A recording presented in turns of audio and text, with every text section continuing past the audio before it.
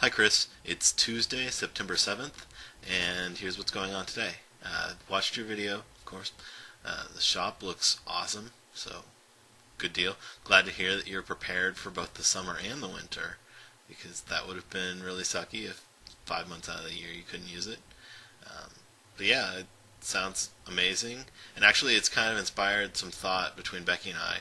We're figuring eventually when we get our own house, one of the things that we may consider is building a similar building with slightly different purposes, and that we're thinking the ground floor could maybe be used as a gym for me, somewhere solid that I could, have all my weights set up and everything.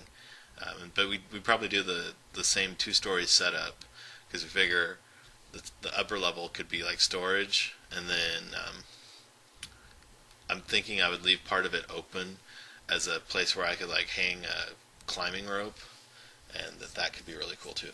So that's something that your shop has inspired. A little bit of extra awesomeness for it. I guess the next thing I have to talk about is my dislike of pennies and nickels.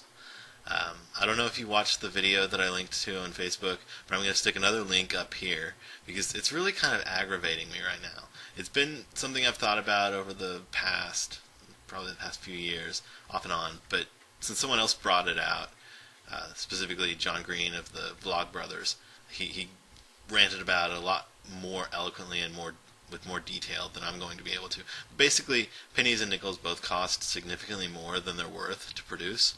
So his position, and I agree with him, is that we should do away with them. Anyway, so link in the doobly-doo to see that video.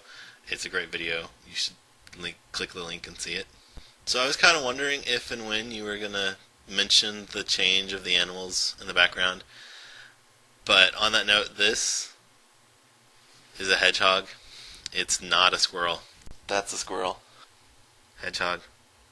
What you saw in the previous video at no point was a squirrel. So the reflective circle on the front of the camera, seen here, is intended to be a mirror. It's supposed to be used exactly for what you were using it for. So congrats, you figured it out. But I'm not mocking you when I say that, because I only recently learned that too, and it was kind of the same eureka moment for me, but I actually had to be told, whereas you figured it out on your own. So seriously, good job. That's awesome. And yeah, that's what they're there for.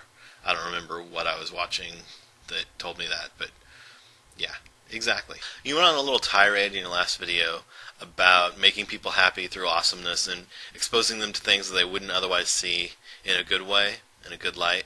And I think that's something that I try to do with my art. I mentioned in a recent video, I don't know if it was the last one, that I was doing some drawing at Panera.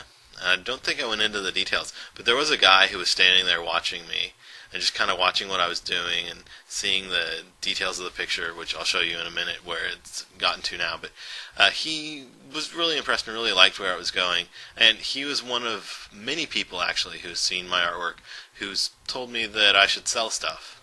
So that's actually something I may do at some point in the distant future, set up a website and try to sell prints of my artwork and whatnot. The problem is that it's actually not a trivial amount of work to get it up and going. And then even once it's up, it's not just like an automated thing. I'd still have to ship pieces out and whatnot. And it becomes kind of a time drain where I have to charge a fair price, like a fairly high price, to make it even worth the effort. And at this point, it hasn't gotten to the point that I think would be worth it. Anyway, I may do that at some point in the future. I'd love to be able to share my art with a wider audience, obviously, but haven't yet figured out how I want to do that in a way that makes sense to me. Anyway, let's go ahead and skip to actually seeing the latest work on the piece. Here it is, and as you can see, the top, well, not the top, but the second red stripe has gotten filled in quite a bit.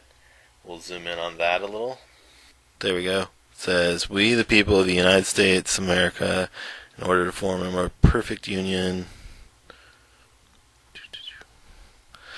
And you can see it's 60% done. And then the one below it is totally done. Except, obviously, the ultimate fill-in.